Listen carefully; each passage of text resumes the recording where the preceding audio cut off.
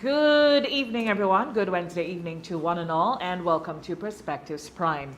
We're coming to you live this evening. Yes, we have an extra program, a Prime program. As you know, we are getting ready, Grenada, that is getting ready to host the third Apex cricket test, the series, that is, between the England and West Indies team. And of course, that's going to happen here at the National Stadium 1 week from today. Starts next Thursday. But the stadium needs to get ready. So it's our studio, so we're going to be kicked out for a while. But here we are bringing you this extra supersized program this evening of Perspectives. Wherever you are joining us this evening, we welcome you to the broadcast. All the broadcast entities carrying us live, we thank you so very much.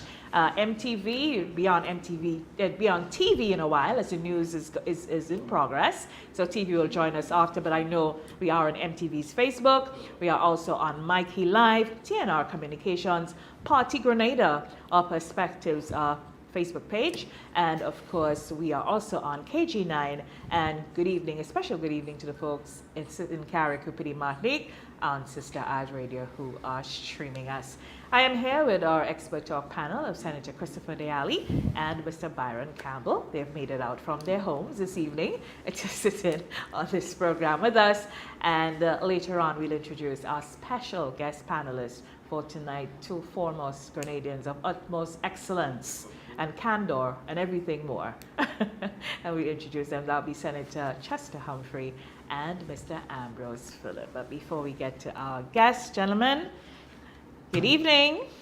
Good evening, Brenda. Yes. And good evening to our viewers and listeners. It's a pleasure to be here on Perspectives Prime. In the night. In the night. No. I did get permission. And you see That's important. My That's co-host, important. My co-host is all splendidly dressed in Yes, a jacket and his look tie. at I'm that. wondering where he's going after from here.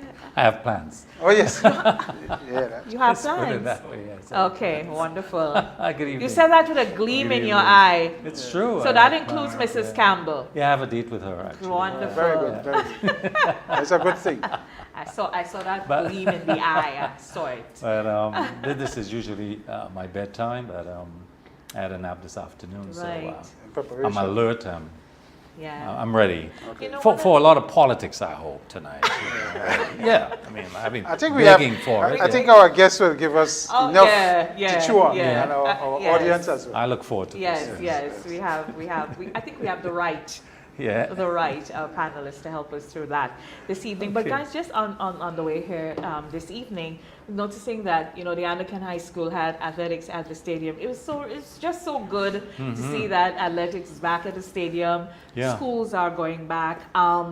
It's remarkable, and I think most of us this probably will be lost on a lot of folks, but it is so important that because of the industrial action of the teachers union prior to the pandemic, Yeah. there are students who in Form 4 it's their first athletics, and maybe if we have intercall, it's probably going to be their first, and there will also be a cohort of students who would never have experienced an intercall.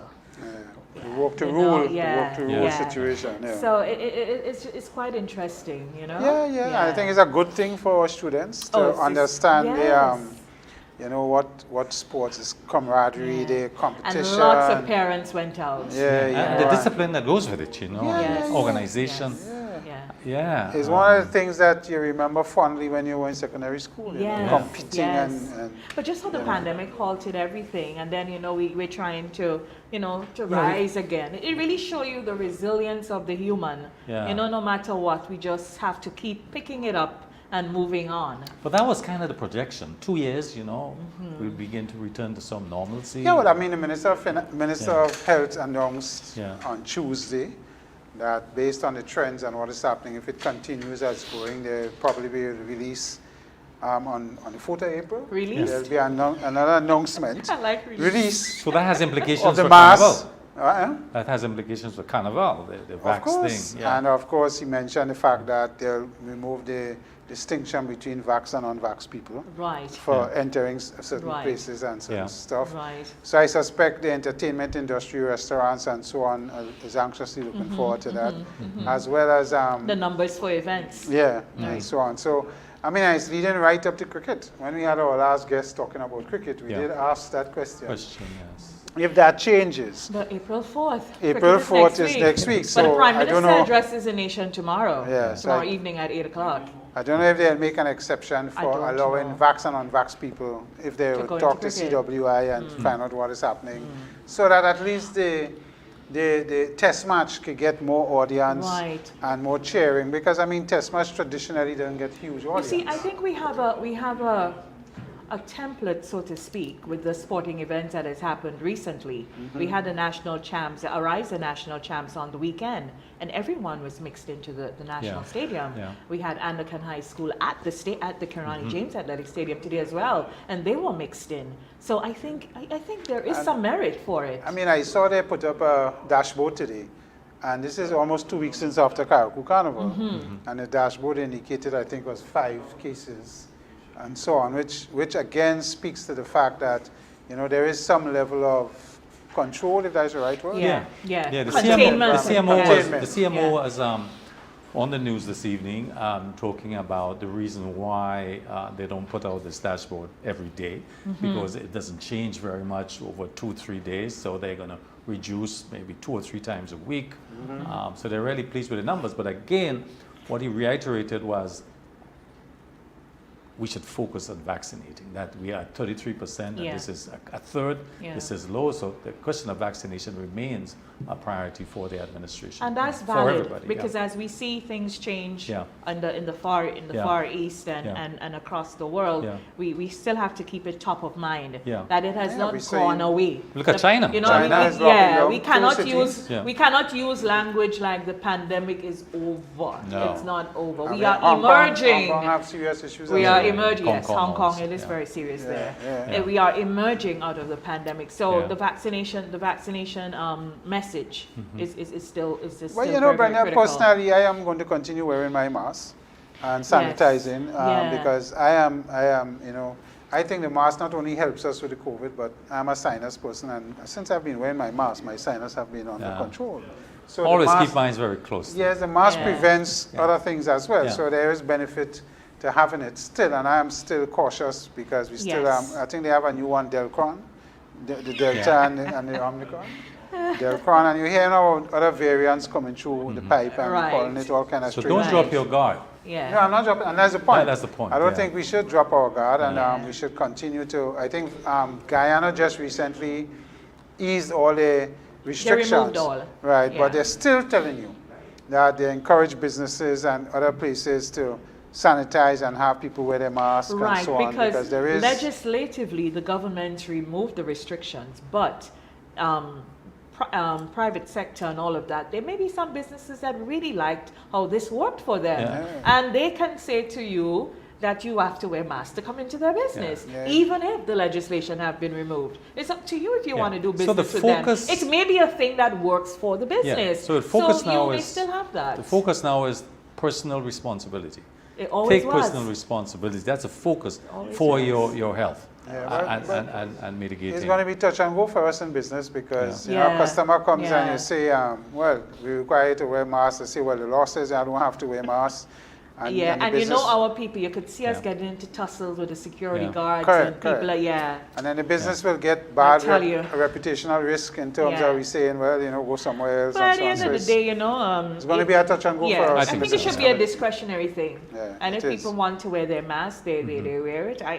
But the risk is still there for us. You could still come in and we could get infected, and people could go home, and you know, absenteeism and the whole productivity issue can still be around. Yeah, but the argument might be it's kind of like when we catch a cold too, when all of us are away from work. Yeah, that's going to be the argument. And just in this case, this cold could kill you. Well, the ordinary cold could kill you anyway. Yes. You know, so it's one of those things. It's one of those. It's going to be some adjustments as we go forward. In a general sense, though, it just feels like if we're turning the corner, and that feels good, and that feels hopeful, and that is a kind of renewed sort of thing, you know.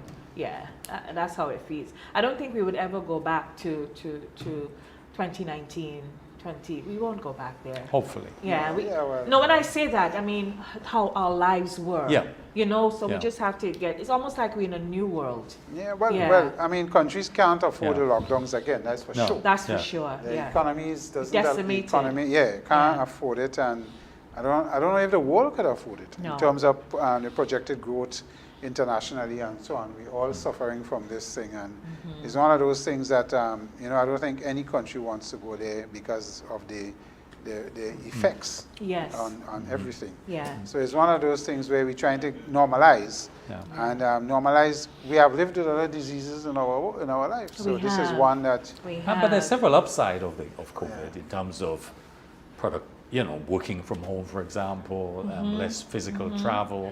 I think that's a big deal, really. well. How the use of Yeah. technology Just became technology. widespread because there was a Precisely. generation Yeah, that we yeah. completely left out Yeah. of this thing, It's true. and we had to bring them in. Yeah. I mean, people, you know, Yeah. you had senior managers struggling to use Yeah. Zoom Yeah. and all of that, and now Yeah.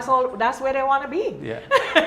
You know, so all these Well, yeah. things. but when I have my pluses and All minuses with the these Zoom and the things. platforms and so on, all the various Yeah. platforms. Yeah. I mean, yes, it's a good, you see the need, you save costs, all of that and Yes, so on. yeah, But yeah. I think, face-to-face has its advantage. Best interaction and, ever. what you can say with your body language Yeah. face-to-face, you can't say it It's true. Yeah. on the various Matter of platforms. fact. So, And to look someone in the eye across from a meeting, Yeah. to look them in the eye, to feel their energy, Correct. to get what they're saying from their body and from their eyes Mm-hmm. without what's coming out their mouth, that's still very important. yeah, I mean, okay, I, for example, I'm a mediator. We do mediations by Zoom totally, we're not Okay. doing face-to-face. Ah. And it takes away a lot from it Yes. because Yes. as a mediator, one of the things you have to learn to do is read Yeah. the other sides and what's happening Body and language. understanding when to critical. break, Yeah. when not to break and so on. So that's a critical part of it. Right. And with Zoom, you don't get that as when you're No, face-to-face, no. So it has its pluses and its minuses. Yeah. So it's one of those things I think we have to We kind of all zoomed out right now. be flexible as we go forward. It's one of those Yeah, things. yeah, we really have to. We really I mean, really have we to. are Caribbean people. We socialize to We interact are. and meet and touch. We and So all on are. that. nature, yeah, very much. Yeah. Yeah, life is a beach is a negative for us, Yeah. and life is a beach is the way we live. It's who we are. That's Yeah. just who we I are. think, I You mean, know. Carnival is about everything about coming together and gyrating and touching. And, It you know, is. that's what it is. A whole milieu Yeah, of getting together our and just whole having a real good time. socialization with how we interact, we eat, we drink, we Yes, celebrate food, yes, we celebrate yes. dance. It's all about that. It's who we are. It's face to face. It's who So we are. it's something that It's not bacchanal. It's who we are. I think Grenada is a spice, as Brenda likes to Oh say. Lord, I tell you. So, but I want to think about the war and the effects of the war and inflation well, on the look. economy. Well, look, I mean, you Can gotta I comment understand. on these things? We'll get We'll soon. get We to need it. to. I We mean, need I to. mean, Just on- a quick on- comment on- for us to on- bring on- our guests in. Understand that this war, in my view, is the most dangerous conflict that we've had since, I would say, going back to the Cuban crisis, in terms of as an international war that has potential for a global war or a world war. In my view. Escalation. Escalation. So it's a big deal in terms of the implications for the world and certainly ourselves. And we're gonna feel it here, certainly from the economic point of view, from agriculture point of view, in terms of the price of commodities globally. I mean, oil, fuel, energy generally. Inflation, I mean, and we don't know yet. We're still we don't know if we're in the middle, the end, which part of it, where we are. So this is, and I mean, I see the war from the point of view, who benefits? I always ask this question, who benefits? So when you hear the U.S. approves $13+ billion of this is the war industry, this money is going to, I mean. So understand that who's benefit. Some persons promote war, Of course. indirectly because they benefit from It's a it. business, also business. Of course. Yeah. I mean, one of That the- and more we'll examine Yeah. when we take a Come break back, and come yeah. back. And our special guest panelists will join us here on the program. We Good. take a break. We'll be right back on Perspectives Prime. Yeah. Never in my wildest dreams would I have anticipated an Olympic Games during a pandemic. As if preparations weren't tough enough, coronavirus became a new hurdle for me to overcome. And hurdling is not even my event. Nevertheless, I accepted my fate. There was so much to achieve and so many people counting on me. I had to do what I had to do. And one of those necessary steps was getting vaccinated. Not only to protect myself and my loved ones, but also because I was determined to secure another win for my country. Not even a pandemic would get in the way of that mission.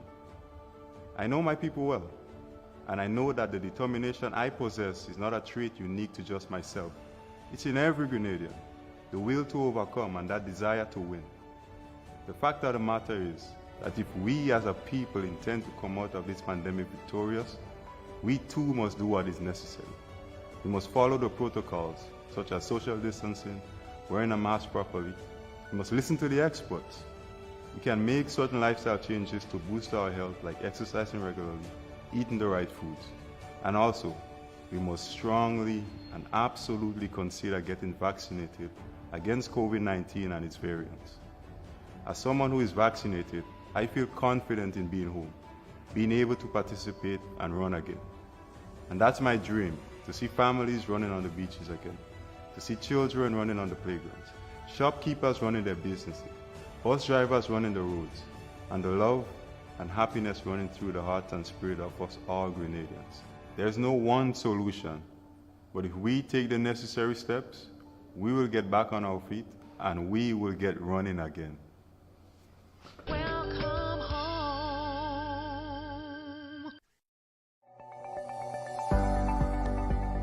Get Vax. It's your best shot. Hello. A message from the Ministry of Health.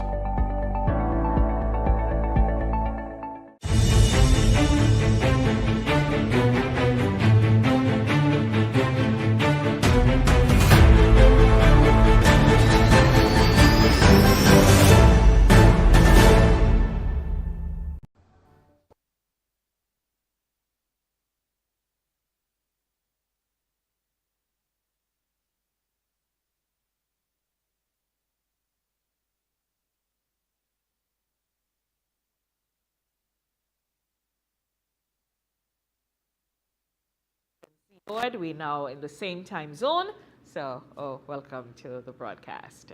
And this evening, it's a pleasure for us to introduce our special guest panelist, Senator Chester Humphrey. He is here with us this evening, and we are expecting to join us sometime during the broadcast, Mr. Ambrose Phillip.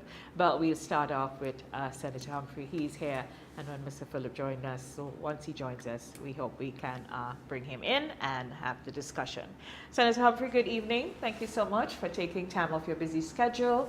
It's always a pleasure to have you on the panel. Well, good evening, Ms. Batiste, Senator Diali, and Campbell. Nice being here. It has been quite an interlude of months since I was last here. Yeah. That is correct. Do I detect a scheduling complaint? No. I think it's an invitation issue. Oh, it's an invitation issue. Yeah. I like it. Well, if you put it that way, we accept. All right, producer? Senator Humphrey, we'd just like to go out to sea a bit before we bring it back home. And that is on international front. Just before we took the break, Senator Diali did raise, Mr. Campbell, the question of the war and the global economic impact in particular of this war in Ukraine and how it would flow through the main channels. Things like higher prices for commodities like food and energy and you know, all of that. The neighboring economies that how our trade will be disrupted and the supply chains, even remittances and all of that. You know, how serious should we on this side take this war and view this, and just what the impact will be for us? Well, from that aspect of the topic of discussion, we seem to have gone back in an earlier part of the cycle. Because you remember the last pandemic of a global scope of this. Of course, this is far worse than 1918, right? When we had that influenza pandemic, which the which they creatively called the Spanish flu, although it emerged on a farm in Kansas. But the Americans at that time was able to influence the world to change the name so that they could keep the stigma away from them. And soon thereafter, well, you know, we were in war, 1914 war. The world is now seemed to be on the edge. In fact, well, not on the edge, there's no war in Europe. And then after that, we got the Great Depression. And the entire world economy was plummeted in a great crisis. And international capitalism was tottering on the brink of collapse, with hundreds of thousands, millions of people out of work and starving, right? Dreaded winters and so on. And it would seem that the cycle has re-engaged because the principal features are: one, a growing crisis in the world economy, triggered first by the pandemic, coming on the heels of the financial and economic crisis of 2008. So we are seeing a very shortened cycle of the crisis of international capital, right? And the war in Europe will have, because of the areas that are involved in this war, there are two fundamental elements of the modern global international capital economy, of which we are a part. And just let me divert for a moment for us to understand, because it has implications for us.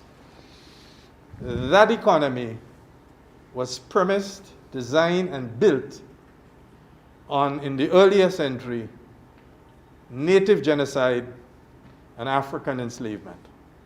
So they have fashioned a world economy that has perpetuated persistent poverty and a crisis of distribution. So on the one hand, you have the principal contradiction in the capitalist system very much to the fore, in that you have increasing concentrations of wealth, right?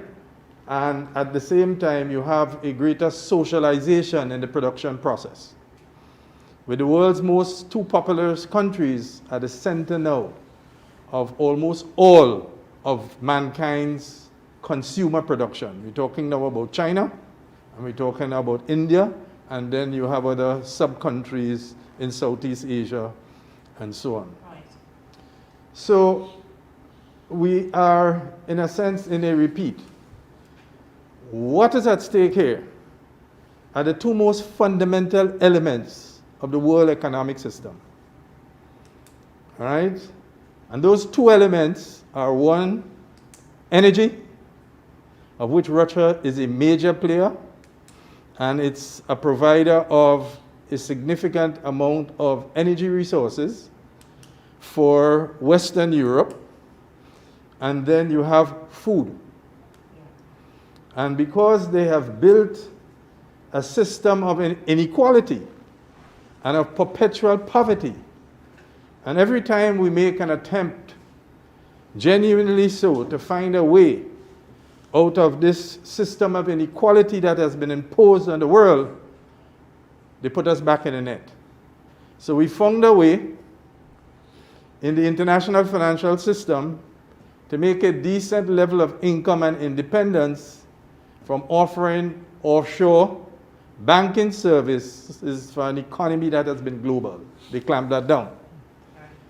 We find another way in getting investment capital by utilizing the need for the world to travel. In a modern economy, the travel market is a major driver of international economics. You can't have international capital development in the way in which the world knows it if you don't have travel. It's key, right? And we have found a way to make earnings from that, because they have stifled us in our commodities market. Our commodities market has been designed through the World Bank and others to impose that poverty on us. And there's a very good documentary on what had happened to the onion industry in Jamaica in those days in the 70s when they used the World Bank, which is an instrument of international capital, right, to keep you in line and so on and so on and so forth. And well, that is another arena of struggle, and they are going against China. And there's a lot of propaganda about how China is taking over the world without a bullet and all of that kind of stuff. It is simply part of their contest in order to maintain an order in the world which was built on African enslavement and native genocide. So we enter this situation here, and that war in Europe will have a devastating effect because these are two crucial elements, food and energy. Yeah, because I'm just going to say now, going back to the growing pressures with the energy, right? And we see what is happening with grain and wheat and you mentioned food. I mean, and metals too. Yeah, there are some metals are now, rare metals. Yeah. There's some rare metals. And so just how, I mean, and we just kind of to catch a breath, for want of a better word. Yes, and it's one crisis after the next. Yeah. What worries me is that our population is not sufficiently prepared for that tsunami that's coming. You remember when the financial and economic crisis started in 2008? Yeah. At that time, I was president at TAU, and I remember when we convened our General Council meeting in October of 2008. And we made an analysis and determined that that coming storm, there was one thing that the workers' movement needed to do. It needed to give priority to saving jobs. And you remember it took a while all the banks on Wall Street and things were failing and insurance companies going under and so on Wall Street. That wave did not get to us until the beginnings, the latter part of 2008 and the beginnings of January. Remember when I warned the then government not to chase CCC out of the country, but to preserve them. Because if you cause them to leave, eventually you have to bring them back. And the startup costs in doing the construction, and we had over 300 workers. I'm making this point to say, if I may call you Brenda, I'm a traditionalist in my view. Sure. I like my handles. It's just the way I like my first name. Yes. Well, I'll give you both. Miss Batiste or Miss Brenda Batiste. So you get everything on the plate. You get the whole menu and more. Including the appetizer, which is the handle, and then the main meal, and then you'll get some dessert after that. Appreciate it. Yeah, so the point I'm making is that I am worried that our population has not been prepared for this tsunami that is arriving. The government has dealt fairly well when you look at the budget that it's structured. Because a budget is essentially an instrument for redistributing wealth. And the government has redistributed that wealth in favor of the poor, working, and underprivileged, while at the same time creating the intake of oxygen for businesses to revive and for the economy, and there's some measure of growth that's taking place. So the government has had to subsidize heavily quite a number of things, right? I have my doubts whether this economy, I mean, when the United States is balling over inflation, and Europe is balling over inflation, and we are a heavy use flour consumption. People make fish cake, they make bread, everything is literally flour. And when you're not using flour, you're using macaroni. And then remember, our poultry industry already under stress from prices. And essentially, the production of grain goes primarily, or a substantial part of it, goes to producing poultry products, as well as beef and all of that. All of these things, and then the energy issues. We have to be careful that while we give a subsidy, we have to be very careful that we are not financing waste. Right? When energy prices are low, people don't have an incentive to conserve. Yeah, but so you'll drive all around the place at subsidized cost, which simply means The government is taking from some parts of its spending in the economy and giving it to people who have vehicles. Well, we will have to do some kind of subsidy for public transport because public transport feeds into every single aspect of the economy. So when there's high inflation there, Minister Bowen made the point, and he would know because he sees the figures. It may not be possible to maintain that $15 cap. No, I was just about to come to you on that because we spoke about this earlier on this week about that effect on the energy situation in the world that this conflict is having between Ukraine and Russia. And today I was listening and Prime Minister of Britain, Prime Minister, was talking about Europe trying to find a way to not be so dependent on gas from Russia for heating and all of that and so on. And they're looking at alternatives as to where they could get gas from different places and so on. Obviously, trying to deal with the whole issues of the sanctions, because one of the things that is interesting to me in this response to this war, and the US and Europeans not getting physically involved in this war in terms of committing warships. No, well, they can't. Right. Yeah. But the other aspect is the economic war, the sanctions and what is happening. Now, sanctions on Russia and the oligarchs and the billionaires and so on also will affect the Western economies. Absolutely. Yeah. Because when you look at It the will investments, drive down the property market in the UK and because these already they're oligarchs talking about selling off the homes. Already they're talking about, spitefully, to convert some of the homes into places where people can stay. and these oligarchs have And- serious investments in industry and real But, estate. you as know, you just Senator indicated. Diallo, Their you wealth- know, their wealth is again, I come back insane. to my theme. Yeah, I so come it's, back to my theme of inequality, right? They are now attacking our CBI program, which is a source for financing our capital development. Yeah. But do you know, the people who are attacking it, in the UK, for example, they have the largest number of Russian billionaires. It's London they go. Yeah. They have the largest CBI program in the entire world. Correct. In the entire world, the largest CBI program. And Israel boasts So it of is having run the best one. So it is good for them, It's not good but for not us. good for us. Well, I In mean, other words, Byron and I was talking about this earlier in the program, and I was saying to my opinion on this CBI thing that they're doing now and trying to shut us down on CBI is an excuse, of course, because two things is happening in my view. The movement of funds from these capital cities into countries like ours through various investment mechanisms.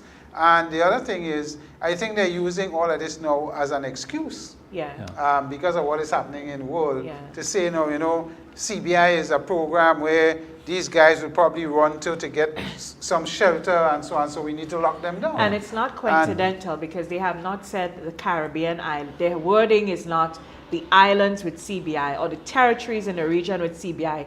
They have paid attention. They have named the countries that's profiting the most from CBI to shut down by 2025. They've named St. Kitts. They've named St. Kitts in the letter. They've named Dominica in the letter. They've named Antigua in the letter. So that's why Gaston Brown got crazy and started to say, hello, we're not doing this. So let's understand what's happening here. Let's understand what's happening here. Because it's all part of the move on the international chessboard. Former colonies like us that border the United States, and I have no doubt in my mind that behind this is Washington, right? Former colonies that border the southern border of the United States, which they consider by virtue of the Monroe Doctrine, because exactly what is happening in Ukraine now by Russia is exactly what the United States has done for years in this part of the world. Right. So let's be clear. Some 12 countries, actually. Let me just make the point.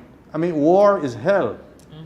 And when I turn on my television and I see innocent people, and the way, I mean, I had a slight touch of it during the invasion, and I can tell you.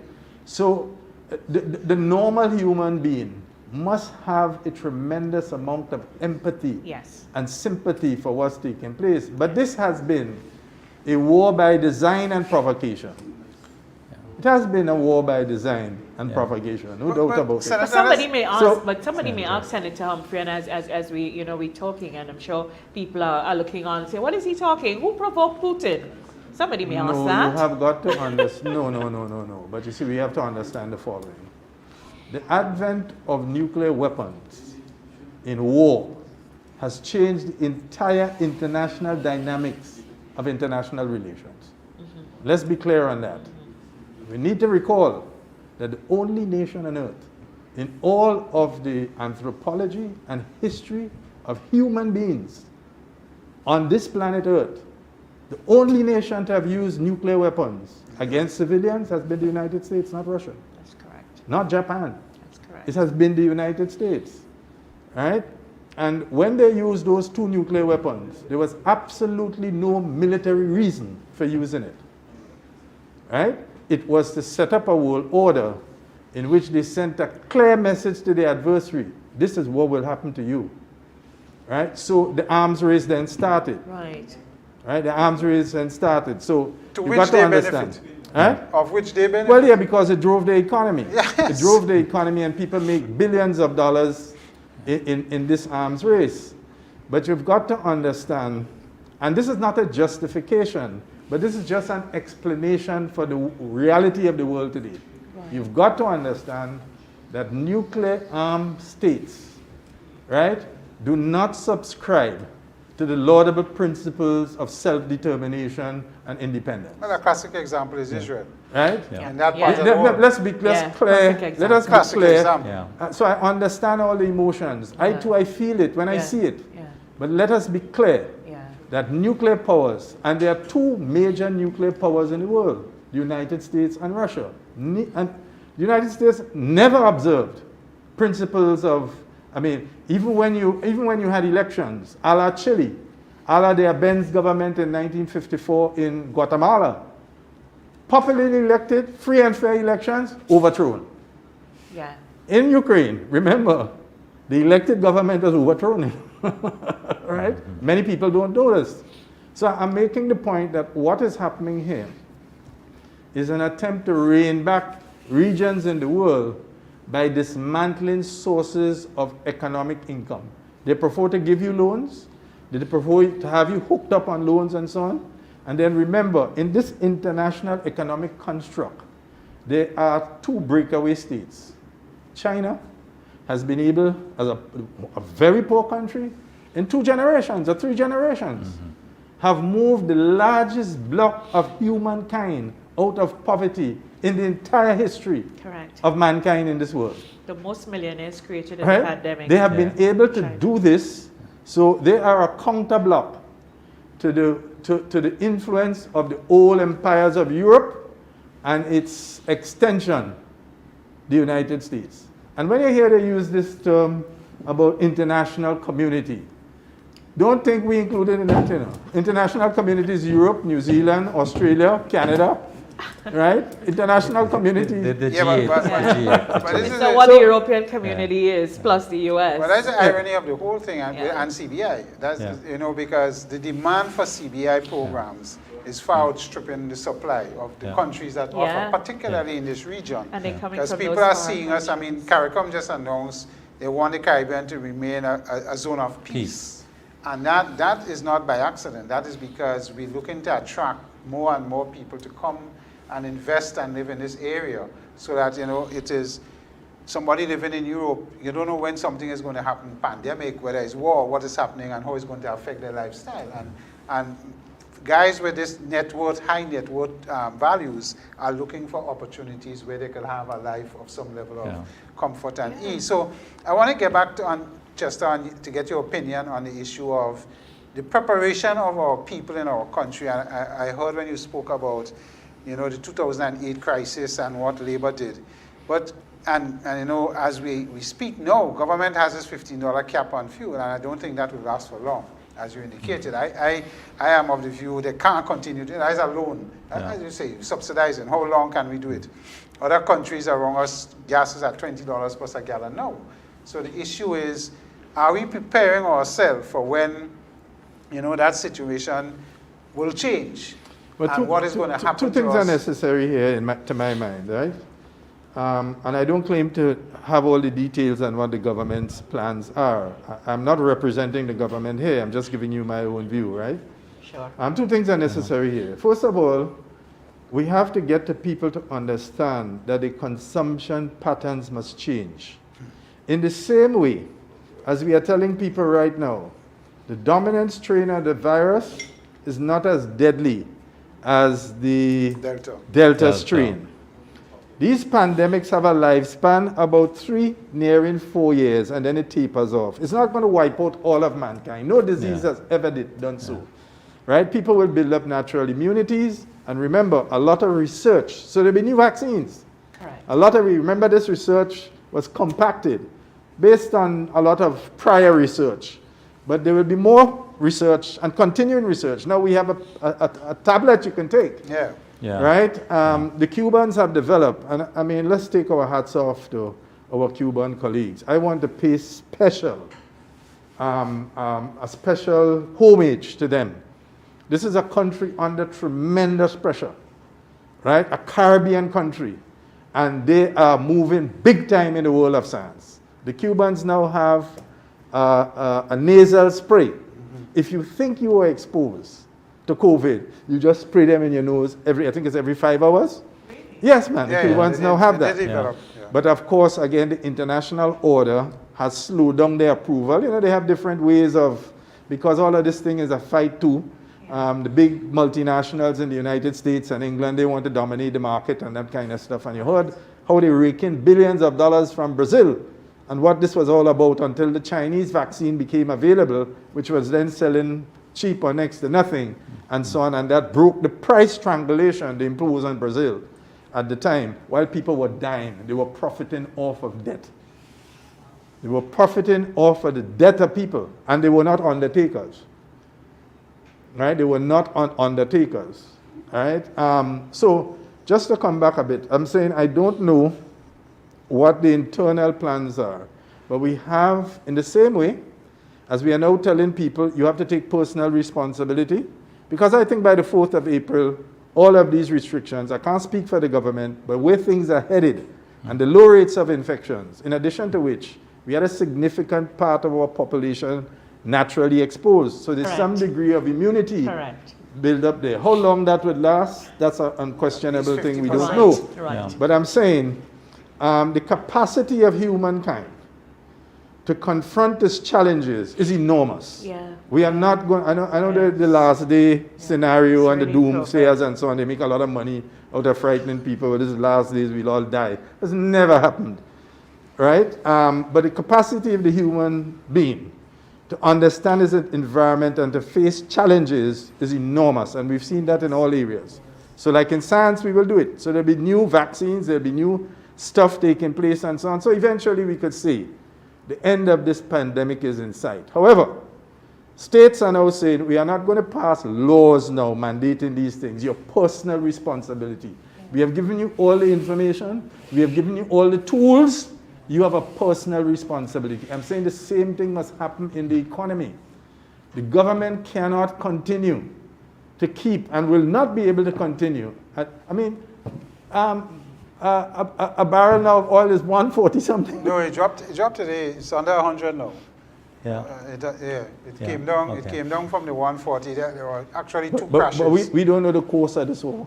No. But I mean the oil thing have come down because I suspect the futures and what they're looking at here. Yes. But in any event, again, these sanctions. That's why I kept coming talking back to about that. Yeah. These sanctions are putting strangulation on Russia and the ability to supply other nations That's apart correct. from Europe. And they are living off of the strategic reserves. Correct. So what the is President of the happening is United that States has these released futures people quite a are number of looking barrels at of all of strategic this. reserves. All of this and seeing how, Right. and that is depressing the price now, so it's going back down. So Well, it's going back down, but you're not certain. The point I'm making is here. People have to take responsibility and to learn how to cut consumption. So it's not just lowering price, but it's also to get people to understand they must be more efficient in the use of energy.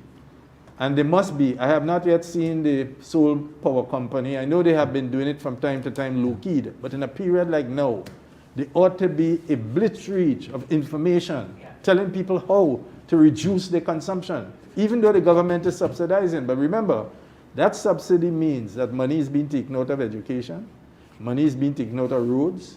Money is being taken out of a whole range of different things in order to put it on this subsidy. Just, So- I want to bring in the question of food security, and not limited this to Grenada, but in the region. We saw in 2001, we saw again in 2008 with the global recession, and we're beginning to see it now again in terms of the whole question of food security. As a region, we have not done very well on this issue. You know, we've had the opportunities, we've had the land space, we've had the population in terms of the technology to do it, but we haven't done it.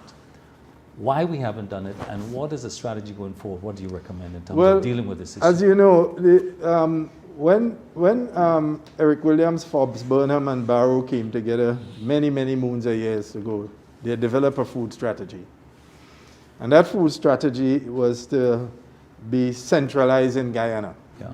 And they were inviting private sector and other people, just come, we'll give you the land, and we will help you with the capital, come in and plant food. But you see, we have been psychologically conditioned to think north, right?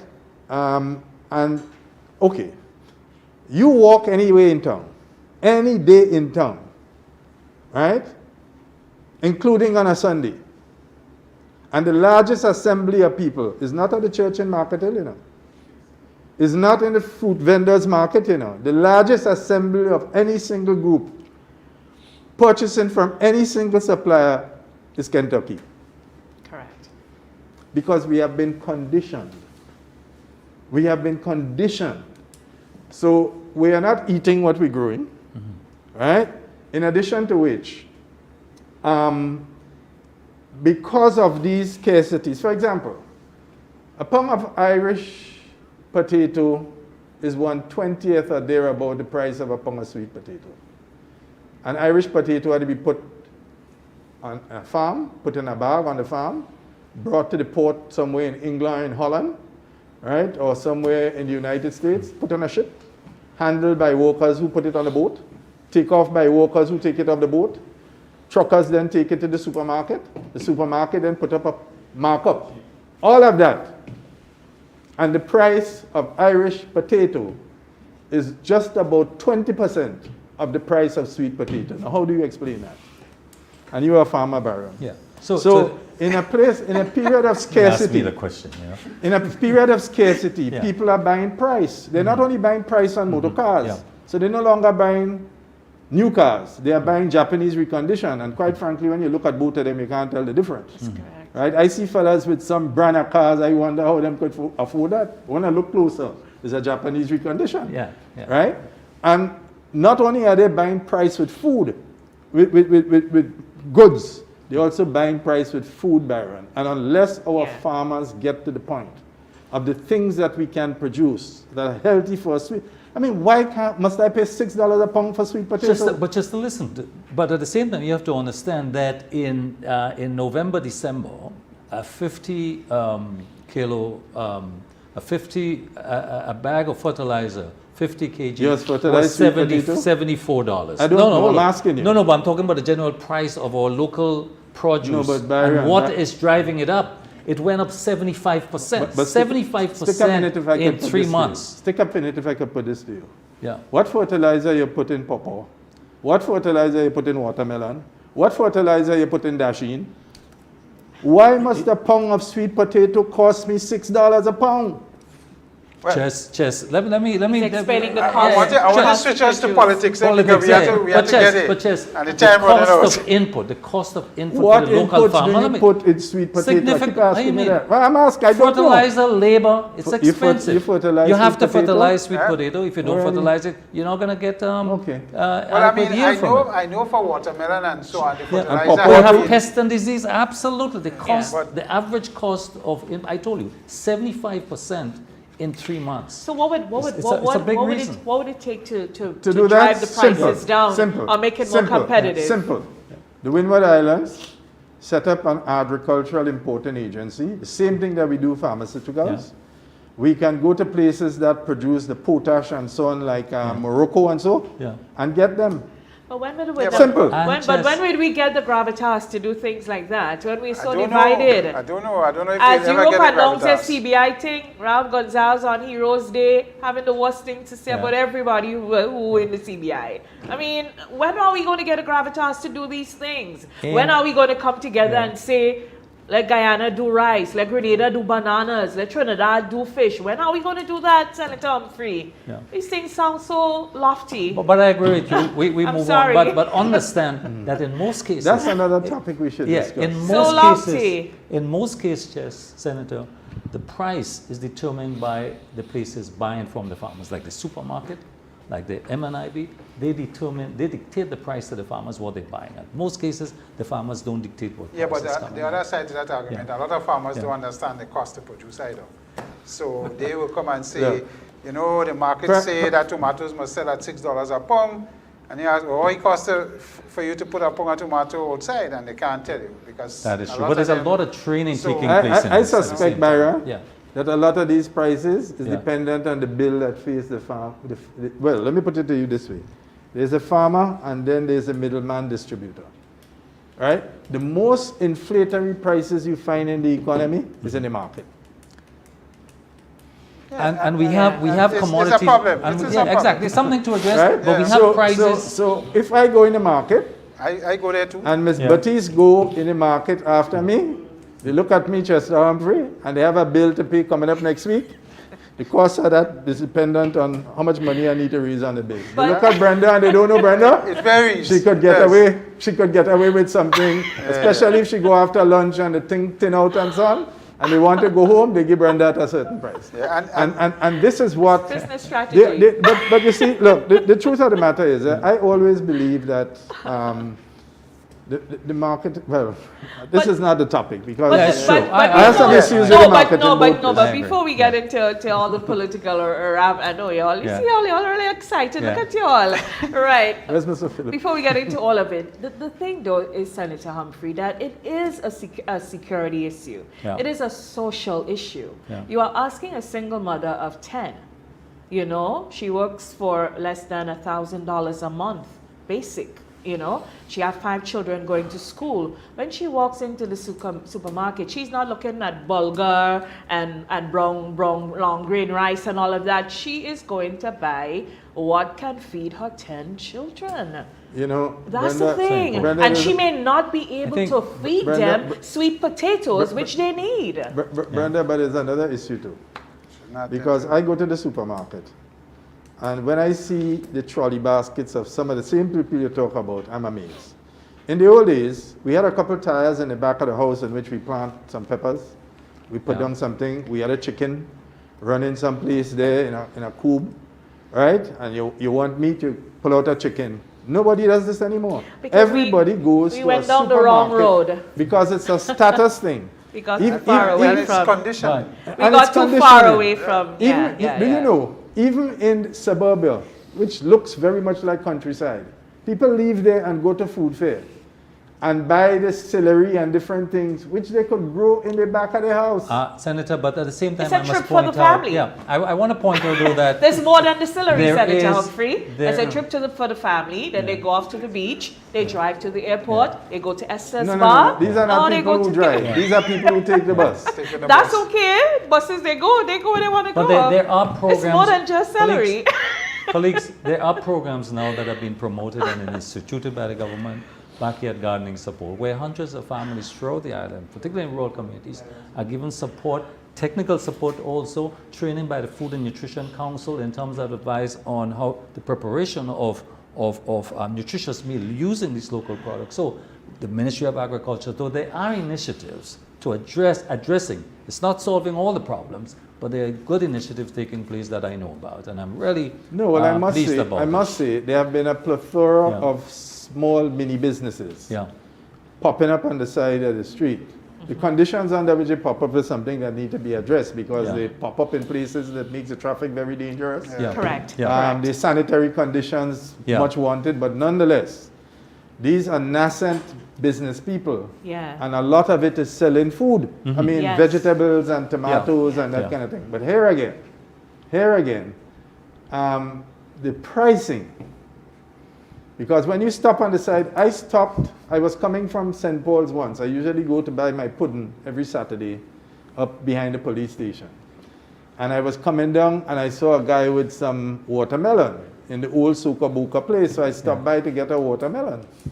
And the man told me almost $100 for a watermelon. But Chris, I never drive so fast. No? You didn't hear good. Yeah, and everything is by the pump now, right? Everything is by the pump. I said, but wait a minute. That watermelon had to be able to reverse cancer if I have it for me to pay that kind of money for watermelon. Maybe the cure for COVID is in that watermelon. Well, maybe it is. So then again, you see, you know, this is a where problem. I believe the It's marketing board and I believe some of the government farms can enter into food production to drive prices down. Because, Senator Humphrey, you have to agree, just as how we're under threat with all the war in Europe and everything, that food security is not just talk. Yeah. It is an issue. And it's real. And we have to address very it. real. We have to address it. Because the galloping prices in the supermarkets, the Yeah. galloping price in the supermarkets. And if the prices in the supermarket go up by 30%, in the domestic market it goes up by 60%. Yeah. Fellas are now selling. Yeah. I used to play cricket with cashew. Yeah. And I used to play cricket with lime. Brian, you grew up in them days. Of course. Now they have 4 cashew in about $5. The unit of monetary count in this country is no longer $1, you know. $5. It's $5. It's $5. Just as making an important point because And food that's security, why we need to address the minimum wage, Senator Humphrey. No, that's another That's why complexity. that's why we need to That's another address topic for that. itself. Yes. But okay, I realize you're trying to postpone the topic so we could No, get no, no. into the hot topic. That's okay. Well, So I yes, told- we I told you, Ms. to be Betty. continued. To be Minimum wage I continued. will told never you, keep Ms. up with Baptiste, the inflation. issue with Yeah. me, the issue with me was one of invitation. So you need to bring me back so we can discuss these issues. It seems like the people on the Facebook Live agree. Well, let's see how much they agree with you as we delve into change some politics. But Brenda, now. just to conclude, one point just made is Sure. important because food security is not only the availability of food, it has to be the affordability of food. That's correct. Has to access, be access and affordability. Affordability. Yeah, Critical. access and affordability. If you can't afford it, Making it no doesn't sense. matter. Yeah, Very absolutely. And this is where Because the lady with the marketing 10 board children comes still in. need to be able Yeah, to well, buy I mean, those. This That's is where correct. marketing I board keep comes saying in. that simple things. I told a fellow Why don't you have the Grand Bar Farm, Chris? Yeah. And drive prices down by producing food? Yeah. But those Well, farms but you are see- being cut up and redistributed But you see, within Very a- unproductive. within I a also land think- use program. It's one is the last death nail Yeah. that went into agriculture. Yeah, And my good friend, policy under George Brizan, yeah, destroyed our agricultural capacity by splitting it up into uneconomic units Yeah. and giving it out to people who never had the capital Because access we didn't to train really them. do. We didn't train them. yeah. We didn't train it's, them. It's a bad Yeah. program. Yeah, but Bad program. You We didn't can't train them. be business economic and thing with certain small holdings. It Well, doesn't that's make the sense. Yeah, point. yeah, Yeah, yeah. it's The not commercial bad. nature of it has to be of a certain critical size. Right. But So, there is so, a, so, so let's switch to Longer politics. I term, agree. longer I term, agree. though, Senator Humphrey, everything that is happening in the world, the economic, the growth that's being projected, and all of this. If this continues, all of that is going to be, you know, that's going to be an issue for us, because the war will fundamentally alter all of this if it continues. And this is why. It will continue. This is why, Ms. Baptiste, if I may. And pardon? This is why, if I may. Uh-huh. When I had a choice of aircraft,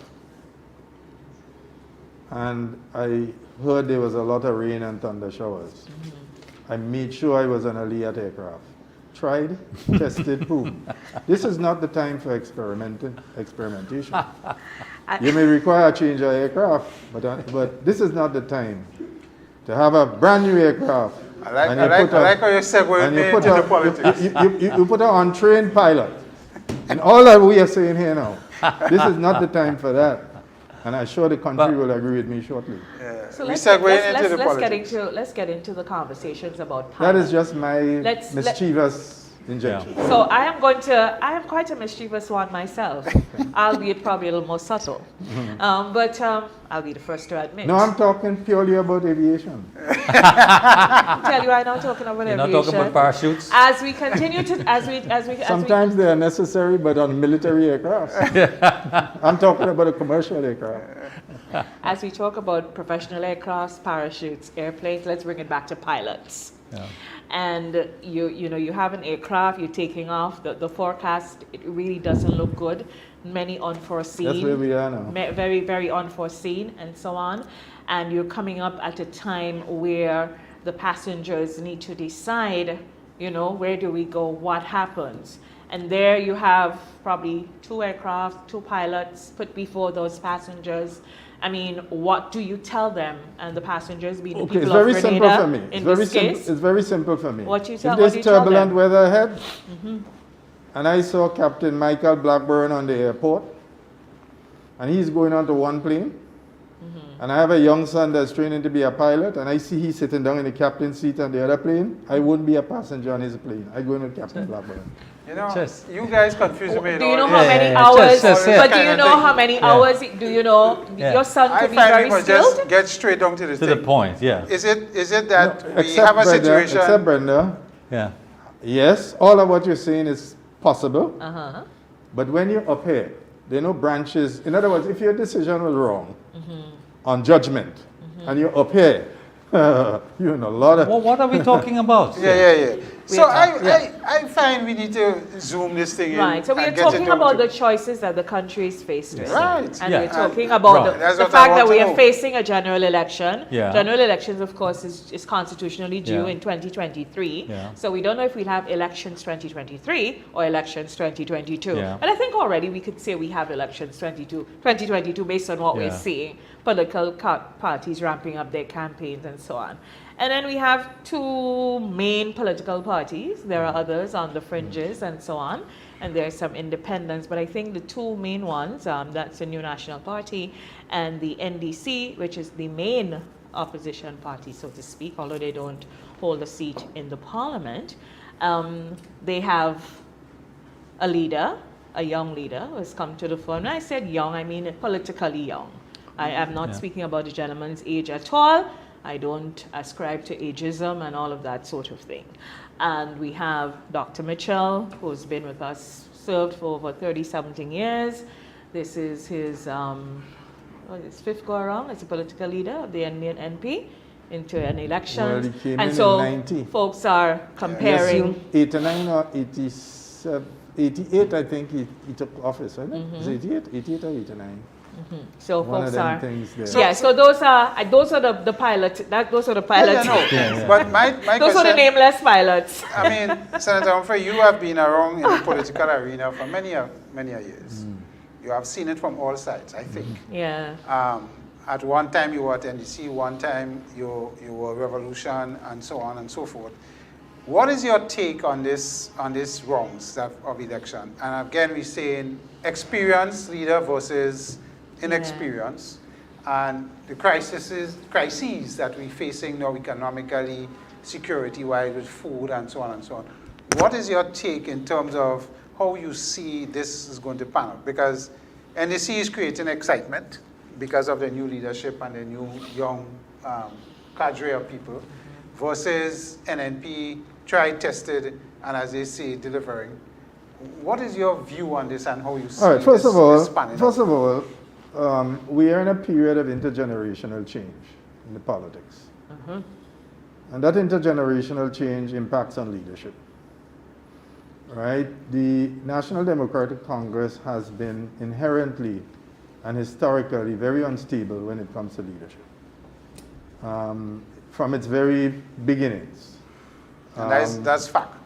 Yeah, but that's factual. You Yeah. can see it. People have accused what I describe as the progressive forces of creating the instability, but that is just really sheer opportunist propaganda, just meant to smear us. But if you looked at the NDC after it was formed, in the very, very early days, which led to the importation of Mr. Braffett to take over leadership, in its very early formative years, there was internal tensions between different elements that were seeking to lead it, right? And in order to introduce some stability, what I would call a respite was engaged in. And the 2 contending elements settled on bringing in somebody outside that had the prestige. And Mr. Braffett, who was part of the interim American imposed government, was harvested from that arrangement and came in. And if you notice, that instability continued.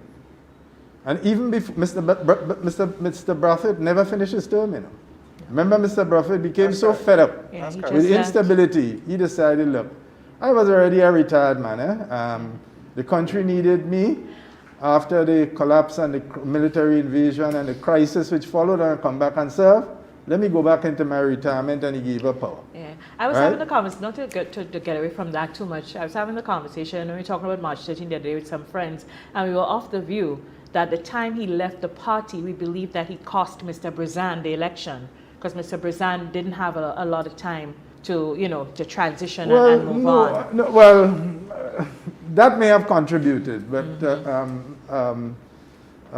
George, my old colleague, had a number of critical issues as a leader, right? Because if George didn't go into that alliance, right, and maintain his NDP, George would have been in a government for a long time. But he made some bad calculations and so on, and there were forces. You see, let's be clear on something here, how this politics has evolved.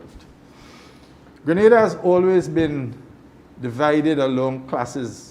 So you had the plantocracy wielding power under British colonialism and coming out of slavery, and you had the mass of working people, right, which Eric Gary led in a proletarian revolution in 1951.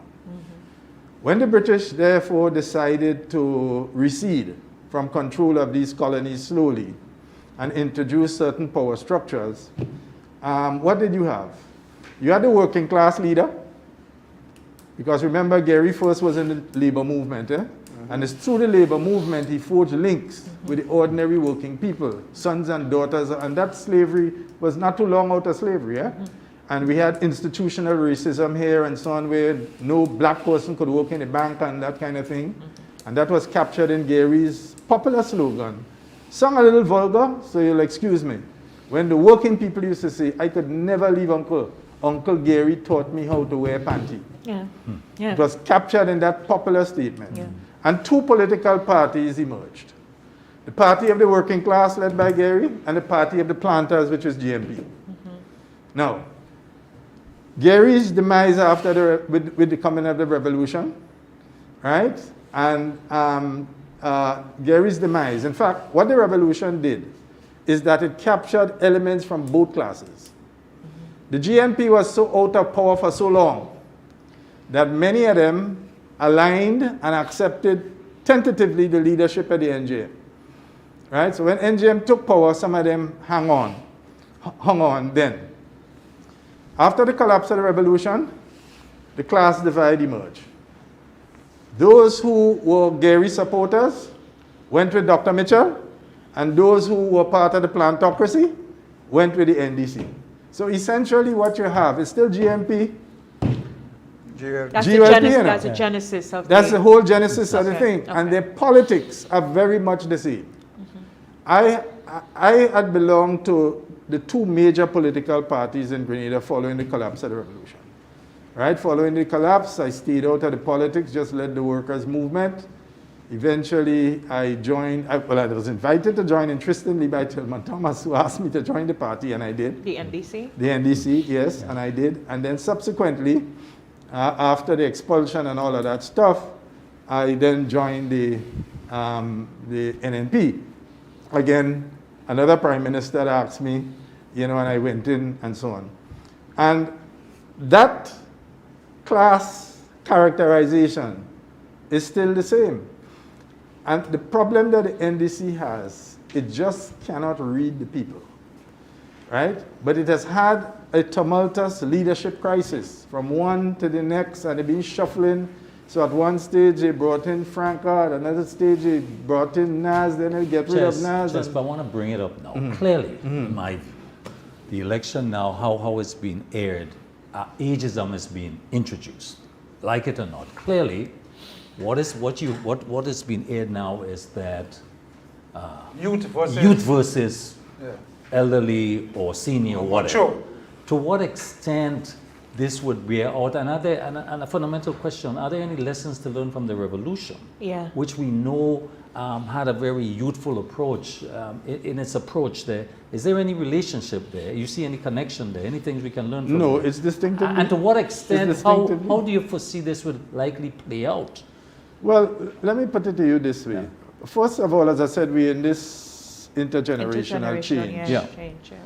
And the crisis of leadership, while it is more pronounced in the NDC because they've been out of power for so long and they've been shuffling, and the people who have emerged as leaders has never been inspiring. They've never had the links really with the working people. The working people will not gamble on a change, I can tell you that. And then remember, that's a very bold statement, Senator Humphrey. The NDC, well, look, we've seen it. 215 zeros is not an easy accomplishment, and it speaks to. And when I listen to how the NDC propaganda goes, and I listen to the lines of attack, well, I don't want to give them advice, so I have to be careful with how Be honest. No, I'm being honest, but that's why I tell you I don't want to give them advice. You can send them the invoice. That's why I tell you I don't want to give them advice. Quite frankly, if these guys are not careful, they'll get another 15-0. It's on the cards. But Chester, you've seen... That'll be healthy for the country, though. Well, we could debate that because, as I said, we're in a period of intergenerational change. And like everything else, leaders emerge. They are carried on a wave. That wave gets old. I won't want to tell you my age now, but I have a anniversary date on the 13th of April. Right? And people die. Yeah. And with that change in generation comes a kind of change in kind of expectation and different things. As I said to you, the problem with the National Democratic Congress. What's their programmatic platform? What are they offering the country? You think people just wake up and go to the polls because somebody look pretty? But let's go back on NNP and some of the issues that people have commented about it NNP. It's an old guard. You know, the lack of energy from the guard, whether or not, you know, leadership with them from this guard could continue in this new dispensation in the world and crises that's happening around us. Are they equipped to handle it because they're looking tired, they're getting tired? That is some of the comments you hear. Yeah, but you see, the issue here is comparing that now to what people are seeing on the NDC side with the youthful. There may be attractions. So you hear a lot of talk about, is the NNP complacent? Are they taking things for granted? I can tell you, the NNP is dead serious. And there's no complacency inside the party. I'm there, so I'm telling you. Right? I'm telling you, dead serious. But you've got to remember too that in the Grenada social memory, media is not Grenada. Yeah, in the Grenada memory, while the revolution was bursting with energy and so on and youth, it was that youth that led us into one of the biggest crises that this country has faced. That's the way my So question when you was listen going. So I'm saying to you, do not believe for a moment that the Grenadian masses are dumb. They're not. Yeah, but you're right, because over the years from interviewing couple people at 30 years have no thing about the revolution. 30 years from the 30-year-olds know nothing about the revolution. Yeah, and the passion and you and I will have. The voting pattern in this country is that it is 30s and over that really go to the polls. You know, quite often you're looking for young people. They ain't registered. They didn't come out. And the question is, right? can this leadership the other thing is this. Don't for a moment fail to analyze the class character of youth. The people who dominate social media in the main by writing and so on are middle class youth. This government has serious programs, some of it formulated on what our program in the revolution for ordinary working people, children. So the question is... And I'm saying to you, they have shown time and time again that they're not going to gamble with that. The other thing is this. Whether we like it or not, the New National Party has done a tremendous amount of programs and things for this country. Every major crisis, since the collapse of the revolution, it was the New National Party in power that had to take this country out of it. We may argue that they weren't very efficient. We may argue, right, that they were not as impactful. But every major crisis, Ivan, Emily, financial crisis, right? COVID-19. COVID-19. Okay. It was the New National Party under the leadership of Dr. Mitchell that has had to face this, right? Other thing about the New National Party is its internal unity. It's internal unity. They are clear leaders, right? And the New National Party seldom alienate You mentioned. in any significant degree. I want to go its a leadership. And these are particular. important elements in any I want to go a electoral particular place. You mentioned that when Senator Deali talked about complacency and maybe the energy of the youthful that's following the NDC and so on, and you said that the party is ready, and you said you're inside, so you know they're ready. So political organizations, Jane and Joe Pleb, we don't really know what's going on in there. But in terms of political work, that is what spirals a political party into And getting success people to the and polls to dominance. vote. Yeah. So, Senator Humphrey, having been a part of the machinery of both parties and being a political guru yourself, I would christen you that. What would you say are some of the fundamental differences in both of these parties as it relates to their political work? Let me show you the differences. And I must stick up in here and to say, and I may not be doing Jenny any good. That is Jenny Simon? Jenny Simon, Yeah. Jenny Rapier. Yeah. I may not be doing her any good because if I associate some of my views with hers or give her any compliments, the way of her former party and my former party works is that she will receive a lot of negatives. She will get some articles Jenny in used George to that. Rome Jenny and good blah, to blah, go. blah. Jenny good to go. She could take But it. let me tell you something. She's making sense. Yeah. Let me give you a typical example of what I talk about the difference. The biggest activity since Mr. Deacon Mitchell, and let me just say I have a tremendous amount of respect for him. We were opponents on the negotiating table. As you know, he led the negotiations for Grenlec, and I have a tremendous amount of respect, so I wouldn't say anything demeaning about him. Yeah. I mean, he is my opponent. He's not my enemy. And let's be clear on that. Yeah, we need to be clear. with No, that. he's not my enemy. Yeah. I Quite see no clear on enemy. that. Yeah. I see no enemy in the Yeah. right? But he's my opponent. Yeah. And obviously, although I'm not the main boxer, I'm a side boxer. But if you come in the ring, you get a little slap. I might pull back as if I hit him like how they do on these shows, the wrestling shows. Yes. I may pull back if I hit in your hand, and then I just towards the end I may Yeah. tap you. But he's not my enemy. He's just my opponent. Right.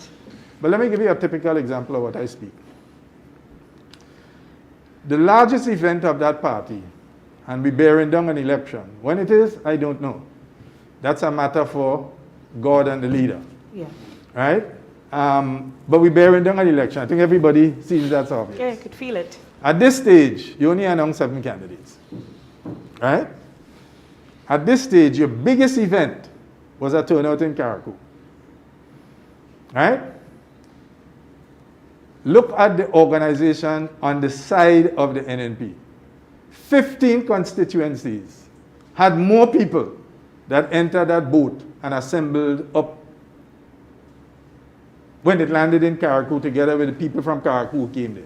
In every constituency, on Sunday gone, some constituencies were joined, others were held singly, right? And in every one of these activities, so they were literally, can't recall now, well, let's say 15 activities because some of them were joined, right? They had far more people attending there than that activity going up there. Now you see the approach. The approach was not to centralize and bring, the approach is, it tells you, because when you see an activity, bear in mind that that motor vehicle is tested in the laboratory. So we are testing to see where our organizational strengths are. Right? When we canvass a list, we want to see who showed up and who didn't.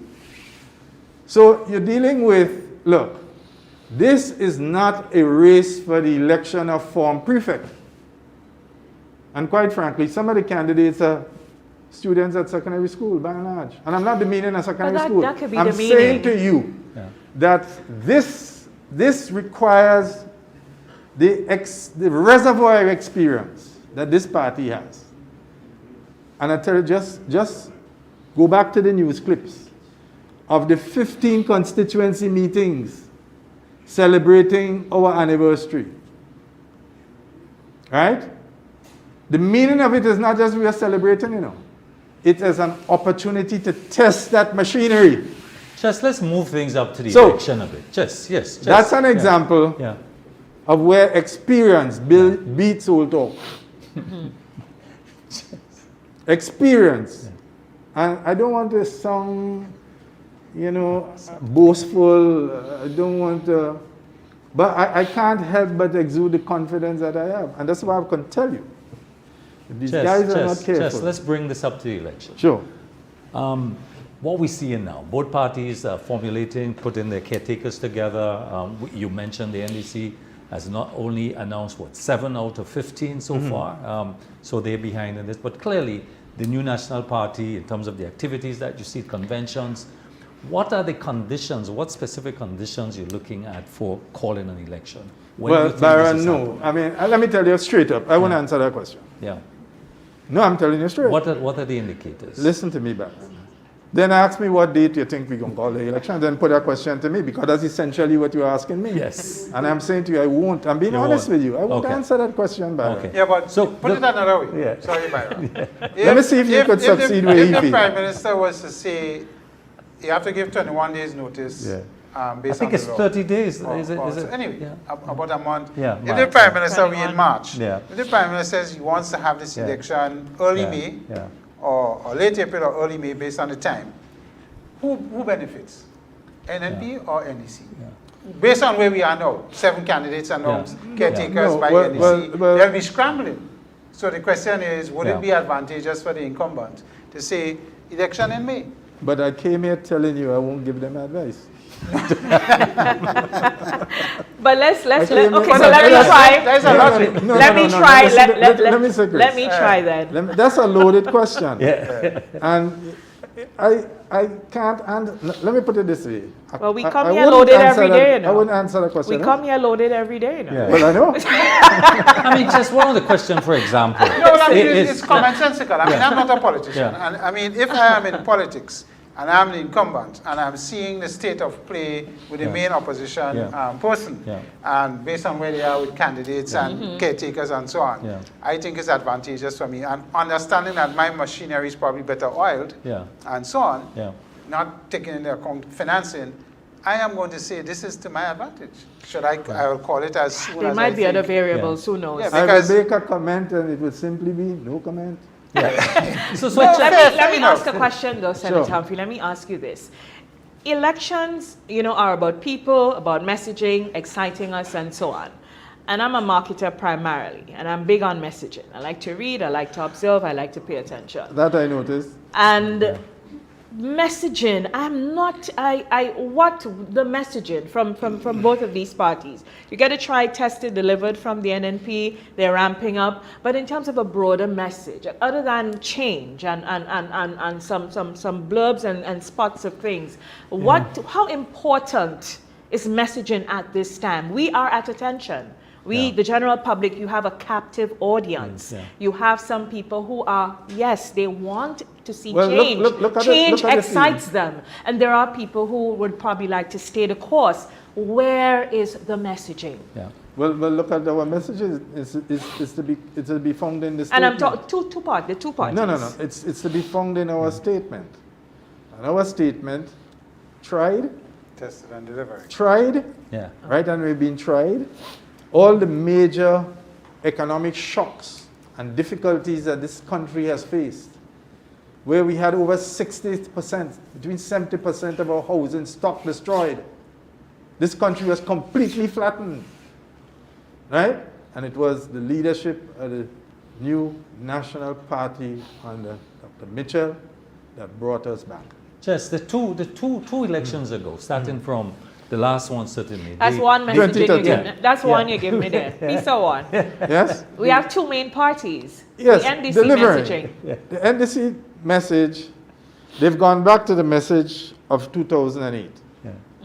which was essentially formulated by a few of us then.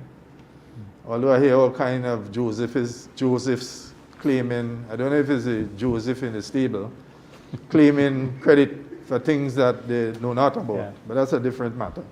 Yes, it is. Let's move on. So they've gone back to change. Remember that? Remember they had a change theme. They've gone back to a change theme. And I suspect it is the only time in the history when they could point to some success. Because they have spent more time out of power than in power. Yeah. So that I understand. But as I said, in politics, politics is about people. Just the OAS Observer for both elections past came with some clear recommendations. One, for example, Recommendations which they made when NDC was in power too. Oh, yeah, okay. But one of them clearly is election financing, you know, among others. I mean, have we seen any adjustment in terms of the electoral office of the government addressing any of those recommendations made? Well, as I tell you, I can't speak for the government. What I do know is all of those recommendations made by the OAS are just duplications of what was made. So they may have made those duplications, they may have made those recommendations not only in 2018, they made it in 2013, they made it in 2008 when NDC was in power, and nothing has been done. So it would seem to me that the only time the issue of campaign financing arises is when you're in opposition.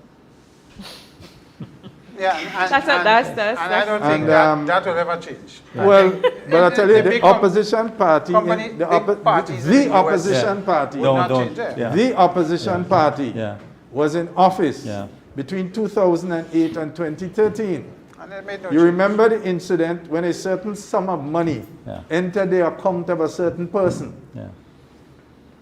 right? And how the thing was revealed and all of that. No. And their campaign theme then was transparency, honesty, and accountability. Yet that money which entered into a particular account was never transparent. Yeah.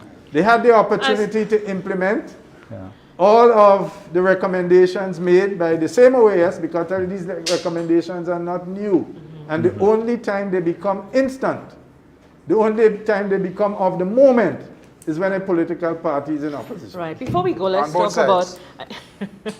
Never like to do the personalities bit of Yeah. pitting people against people. I guess we get to that at some Yeah. point when candidates are officially announced and all of that. But the question for you, though, Senator Humphrey, is as the nation awaits and anticipates and feel that this thing is going to happen anytime soon. We are in election mode.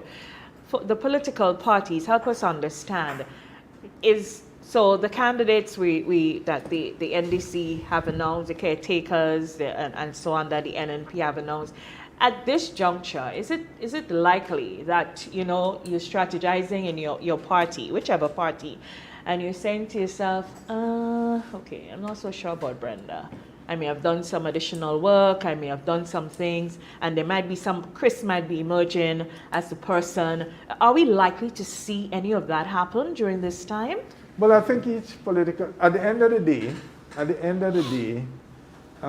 the elections come down to individuals. Yes, an individual would have the support of the party and so on and so on, and people may vote party, but at the end of the day, you have to be electable. Yeah, how people feel. You have to be electable. Yeah, you have to be. Because when I was on the other side and defeated, well, let's consider two things. In 2003, the NP lost the popular vote.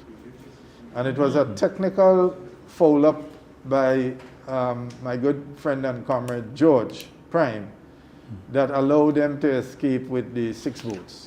6 or 7? Six. Oh, yeah, Six 6 in Carrick. Remember I held up the Yeah. string in the parliament Yeah. at the time? I remember that. I remember you for so many things. Yeah. So, and then in 2008, game over. Right. Right? At the end of the day, you have to ask yourself, because it will boil down to the candidate. Mm-hmm. You have to ask yourself, well, which seats are they going to win? Which seats are you going to lose? Right. And All that's right. where that comes And critical. that's where whether that- me or Chris go Yeah. forward. But Yeah. whether me or Chris goes forward on that.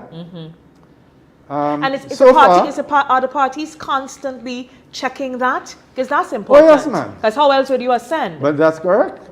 Absolutely, the party Right. is checking that because remember, so far, there are 3 caretaker candidates on the NDC side, on the NNP side. You have Senator Cox in the south, and I think he will do well. From all the reports I'm hearing. And don't forget, a lot of my members live in the key voting blocks. People who still approach me today, I go to the supermarket and a number of workers who come to me with industrial problems, Chris, I might as well form a Yeah. union.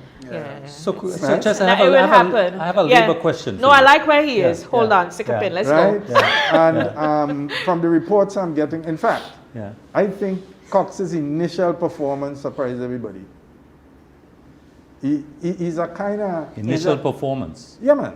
Cox was well received in that constituency. I mean, to me, Okay. the only other person do something like that is a kind of Peter David. Well, he's certainly a doer. Yeah. I mean, Yeah, the certainly a kind implementation of Peter for David. PSIP for the government Yeah. have been Yeah. sadly lacking, and since Huh? he Yeah. came on, Yeah. he has gotten a lot of things implemented. Well, I'm telling you, So I mean, he's a doer. the amount of programs this guy have in the Ministry of Works there, we had to bring in about 5 or 6 engineers from Cuba just to be able to meet the capacity needs. But what about Nimrod?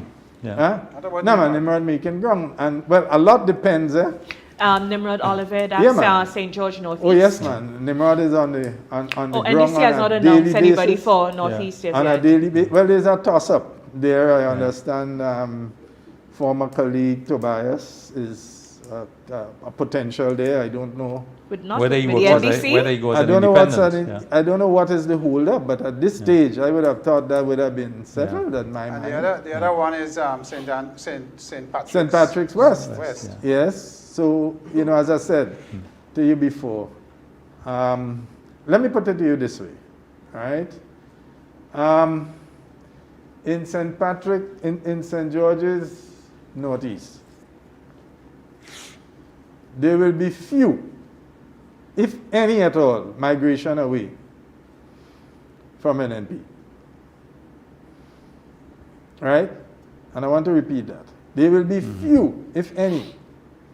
That's just my assessment. And I'm not casting any aspersion. NNP have And their the- 15, Yeah, NNP has Please. 15 people. Yeah. in place. right, with the 3 Well, but caretakers but plus. there's an internal system based on the Constitution where they still have to make an appearance before a selection committee. Okay, the existing Right. candidates. The existing candidates and so on and so on and so on and so forth. Right. And that process is It's very complete much or advanced. it's still... Yeah. it's- Very much advanced. The NDC Okay. seems to be very excited about St. David and the prospect that They have there been, could be a they have very... been for the last 2 elections. No, this is a serious question. Yeah. Well, I give you a serious answer. They have been for the last 2 elections. They seem to be very excited about St. David and whatever prospects and whatever they're feeling there. And also with the addition of Dickon Mitchell, the political leader, going in there. And whether we like it or not, he does have the likability factor. So that too. So they seem to be a bit excited about that. Do you think there's any real, any concerns, any Brenda, real merit there? Brenda, when I was a kid, one of my greatest excitements was a simple toy made from a thing called a reel of thread. It was a wooden reel. And when that thread is finished, and I used to go behind my grandmother back and string it out. So make sure it finished. And she threw away the reel. I will recover that reel, and with a rubber band, a piece of candle, and a stick, I would make a self-propelling thing. And I was very excited by that. So it's one thing to be excited. But if you look at St. David's, and it's strategic, it gets the largest block of housing. There's significant capital development there that's taking place there that's going to create quality jobs for people in all areas. It's going to create a market for the farmers in that area there. It's going to create a market for tourist guides to think people around. It's going to create a market for the local craft industry. There are two major, you think that is being placed there by guests? The largest block of housing. Recall, the People's Republic of China did 654 housing units for the NDC. And they were incapable of giving out a single. Those housing units were finished almost a year before the election. And they had the power to call the election, talking about 2008 to 2013. Because the election date was in the hands of Mr. Tillman Thomas. Right?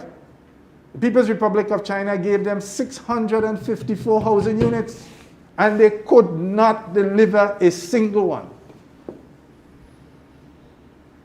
Right? So all I'm saying to you is, I hear you about youth, I hear you about excitement, right?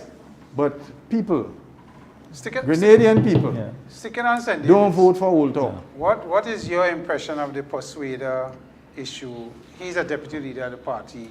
You've heard it mentioned in the public that it doesn't seem as a deputy leader he's good enough to represent a constituency. Well, there's something I read that made me laugh, and every time I think about it, I laugh again. So it's one of those perpetual humorous things. I believe it was written by Hamlet. I'm not sure where I read it. It says, it is the first time that you have a leader of a cricket team who couldn't be the captain.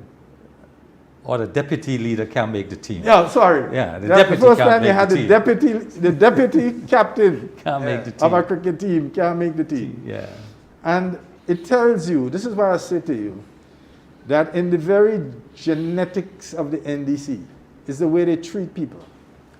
So he became, and I mean, Persuader's a good friend of mine. I mean, we knew each other. We don't, as I say, he's an opponent, but not an enemy. And I think Persuader will see that. We've never lost touch with each other. We're very congenial. We respect each other. I mean, he was in the Ministry of Labor. Yeah, man, he's a very nice guy. Very, very, very, very, very nice. What I would consider a genuine Grenadian. You know, I mean, people like that, like how me and you go down Byron. You know what I'm saying? Right. Sure. Yeah. And I mean, this guy has been just isolated. In politics, you have to build connectivity, especially when you're starting from where you are. You've had a consistent leadership crisis, right? How many leaders you've shuffled out?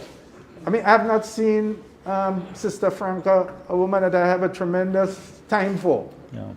Right, because give her what belonged to her. I thought she performed as a very credible and very good Minister of Education. There's no doubt about that. Yeah. No doubt. Yeah. Right? Yeah. Where is she? She's just completely thrown on the side. Nobody can hear about her. My good friend Glenn Noel, you know, and all the tensions. My erstwhile colleague Lingham Samuel, all the stories that we're hearing about him. In other words, given where you are, you don't need enemies. What you need is friends. Everybody is of value. Intergenerational. Intergenerational. But is it wrong, or is it political folly to try at this time to craft your own path? Well, yes, you must, but you see, and this is where I tell you experience. But you have to, all right, everybody knows my history of fierce fight with Dr. Mitchell and the New National Party. It's not something hidden. It's there in the annals of history, can't be written off. We were never personal with each other. That's one thing, we were never personal about each other. We thought and so. No. We've never had, never. If you notice, I was on a Eddie Frederick program once, where some things were said very disparaging along racial lines. Well, I shouldn't call the gentleman name. Something was said very disparaging along racial lines, and I threatened to walk off the program if this was ever repeated and an apology wasn't issued. Right? Yeah. Because it's not personal to me. You know, it's not personal to me. It's a policy issue to me. Right? When the concept was floated of Project Grenada, and Dr. Mitchell bought into the project. What is Project Grenada? Project Grenada is simply this. Byron and I, revolutionaries. He was in the Ministry of Works as permanent secretary. He was a militia fighter. Right? He participated in the war. Yes? Never tell us that part. Yeah? Right now, he heads up a project that deals exclusively with helping people out of poverty. Correct. So Project Grenada is a concept in which we do for our country and don't let the existing politics determine how you engage. That is how Project Grenada is. You do for your country. So for example... Is it an aspiration or would it no, never be a reality? Well, let me give you the reality. For years, we have been fighting to get the removal of income tax and severance pay. Chris knows the details. Right? When NDC came in office, I begged, I cajoled, I creeped. Right? I used my tongue, and you know where, to try and get it. Nothing was done. The nearest they came is on a proposal put by Chris. I think they give it for 1 year. Yeah. Right? And then they reinstate it. At a time when we were losing jobs, the banks were closing, businesses were failing, workers were going home. And I pleaded, let the workers go home with all of the compensation achieved for them by the trade union. As a head of TAU and a member of the NDC and a supporter of the NDC government, why did you not cajole or... I'm going a place. Why did you not cajole? Why did you not forcefully? Why did you not, however, try to get the NDC to settle the pension issue? Well, I comment to that. Because it was through my instrumentality, with the enabling support and the enthusiastic support of Madonna, right? And when Madonna left Adrian Francis, right, that we brought a constitutional case, because, well, let me put it to you. When I came out of prison in 2006, in 1986, sorry, I went to see Basil Harford because he had made an appeal for my release. And one of the first things I drew to Basil's attention after thanking him for what he done was for us to address the pension issue.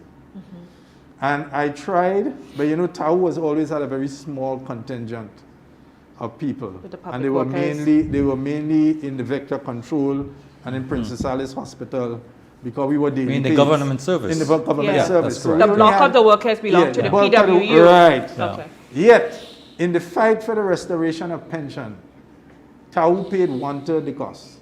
We carried the costs for the non-commissioned officers and for the prison officers.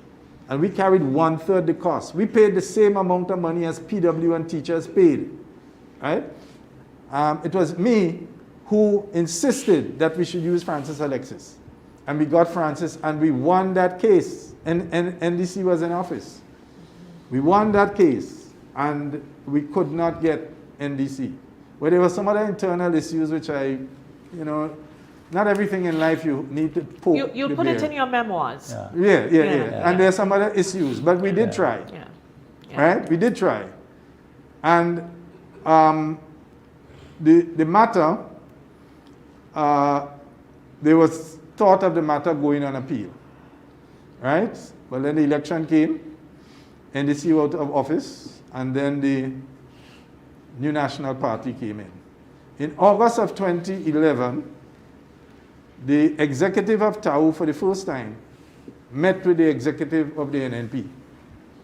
And we made 27 demands in that meeting. 27? 27 demands. As a matter of fact, those demands ended up in the manifesto of the NNP. Really? Leading George Worm to accuse me of writing the NNP manifesto. But we had 27 demands.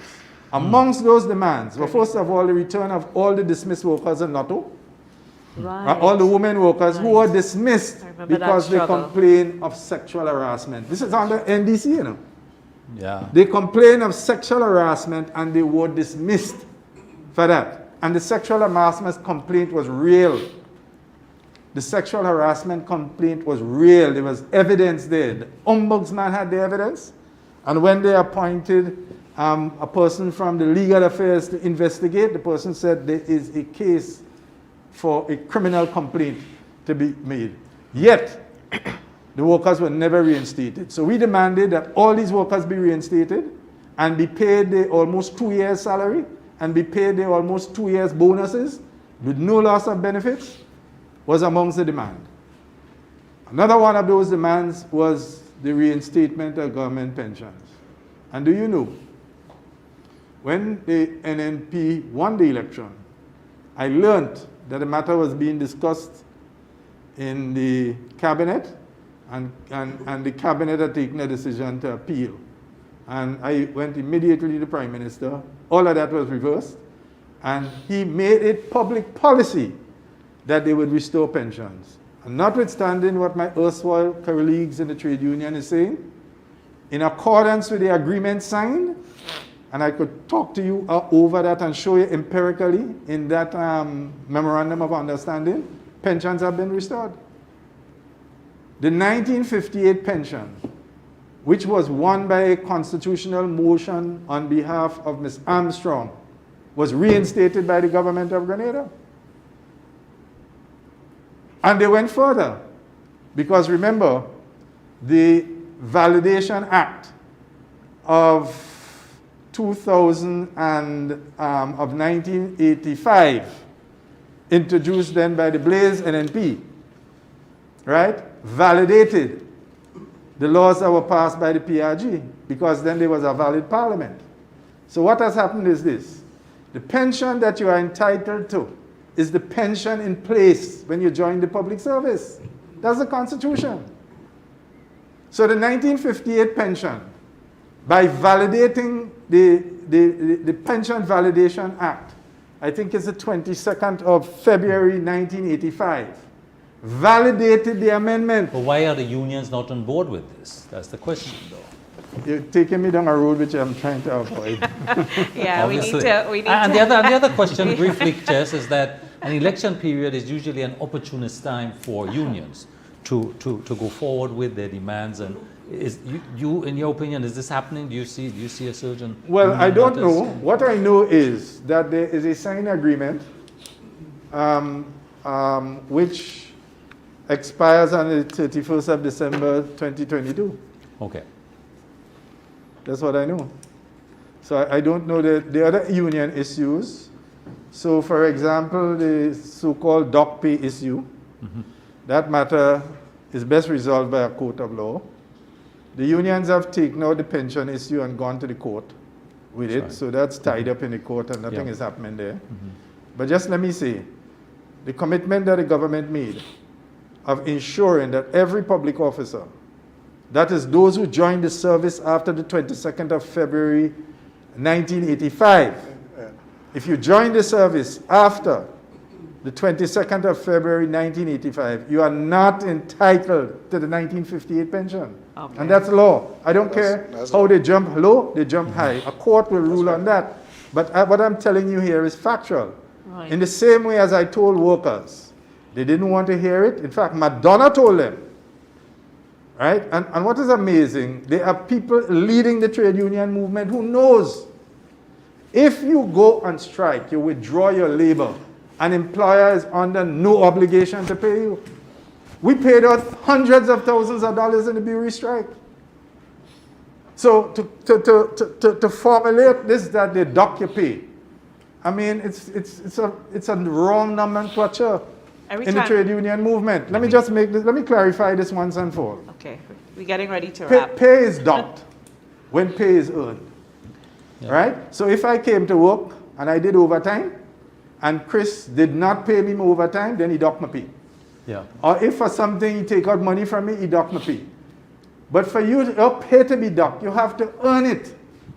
Right? And so there is no docking of pay. You called a strike and you made it public. And you stated the purpose. You said for rest and reflection.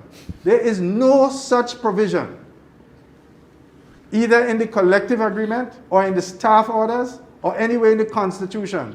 No way in any collective agreement, no part of the world, and there's not a single man, dead or alive, who has negotiated more contracts than me. Okay. there is any provision for staying away from work, for rest, and friction. no. And let me tell you where this thing is headed. When Kaji took the matter to court, recognizing that there was a weakness in his arguments, he tried to attach the Public Service Commission so as to make it look as if it was a disciplinary issue. Well, the court, but you had to apply for leave for the court to do that. The court threw it out. So on that issue, bearing down, the best position to take, and I have done it several times, Chris can tell you, I have come to employers and beg. The way I help a worker who has done something wrong, where the evidence is overwhelming against him. If I come into Chris' office, strutting my muscles and cussing and so on, I can't help the worker that way. Yeah. How I can help the worker is to maintain a nice relationship with Chris. So we go and play badminton and so on. We have a couple beers. We have a nice Well, relationship. that's what badminton Chris, was that about actually all happened, these right? years. Okay. We talk real nice and so on. He could call me Okay. and anything. So that when a worker does something wrong, I could go to Chris quietly Right. and say, well, look, you It's know, always boy, about relationships. it's always about Yeah. relationships. And Senator Humphrey, we need to be careful in Grenada because Grenada is too small and we are allowing ourselves to get really crazy with the green and the yellow, and so many relationships are being destroyed. No, but you see, Yeah. well, green and yellow, we yes. can't sustain this. Yeah. How would we work together? Well, I mean, How would Project Grenada be really Senator realized? Humphrey was clear tonight, Yeah, you're you my know? opponent, you're not my enemy. Enemy. Well, you see, he has that friends. That's a maturity. big Yeah. difference. Yeah. Big. Well, Well- he can tell you about the relationship between me and Ambrose, and I'm so sad he wasn't here tonight. There is no The two whole people closer island- together. the whole There's island was but he looking can tell forward you, to both of when you. me and Ambrose have a tussle, we end up on the badminton court laughing and giggling, and it's never personal. But you are Yeah. both, you are two very gifted Grenadians. Yeah, it's and nothing some of personal. two of the He's best sons representing the ever. port, I'm representing the worker. Yeah, I don't know why he didn't show up tonight, but he would show up by himself and Yeah. have his own time as well. Yeah. Good night, Mr. Philip. I know you're listening or you're watching. I don't know what happened, but you'll tell me what happened. I know you'll So tell I me think what we strayed a bit, I don't know. No, we No, didn't no, stray, no. Senator That's right. Humphrey. That's You where were we were. on. You were on. Oh. We didn't stray. He had no straight. You always say what you want to say, so Yeah. we really didn't stray. But we have to leave. I'd like to thank Yeah. you so much. And yes, we missed Mr. Philip because that was going to be something exciting. Yeah. Look forward to. Don't worry, we'll have you two back together. But as I tell you, at it's an some invitation. point. If, anytime you call me, I'll come. Yes, so we would have to leave it here. Still see. Thank you very much. The viewers are still here with us, so I guess you were enough excitement for Yeah. them, right? Always a handful. But before we leave, though, this is it for Dr. Mitchell. Is this it? Do you get the feeling that this is it? I get that feeling. You get that I feeling, get that feeling. Remember, the gentleman is a very astute politician. without saying. All right, he has a keen sense for what's happening on the ground, and in small states, political leadership is quite exhausting in small states. I mean, when you're the president of the United States, you have an army of public servants and advisors, fellows you recruit from think tanks and the universities that's formulating policy and doing this, and you have your different departments, an enormous array of money. So a president could go every weekend and play golf. Right? And when he goes to play golf, there's so much security, ordinary men and women don't see him. But when you're the prime minister of a small island state like ours, first of all, when he goes to play cricket, he's going to play cricket in Tibaye. Right? The village comes out, the prime minister going to be, everybody wants to see him, everybody has a problem. Yeah. The state has a more engaging role to play because the only source of resources to address issues of poverty is the state. The private sector, businesses from the state, no matter what Chris and them say. Without the state, a lot of private sector will follow. We Right? have to create an enabling environment for us to function. But Yes. it's more than environment. The You all enabling. want an enabling environment and you want tax revenue too. And you're upset when something is done for the ordinary man. So I give the daughter of a working mother a little Imani training and I give her a little subsidy to keep, and you decry that and you think that, right? You're not talking about the big tax holidays that you all get and blah, blah, blah, blah, blah, blah, blah, blah, blah. You know, so we have to do something for working people.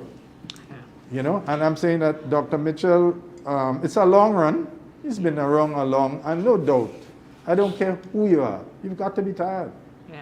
emotionally tired. But he has said it, Yes. and I will urge people, give him a big send-off. One more for the road. The other Mitchell doesn't seem to be tired at all. Yeah. Huh? The other Mitchell. Well, yeah, but it's two ways In to... the island, a little further out. The other Mitchell. In the island further up. St. Vincent Mitchell? Yeah. Doesn't seem to be...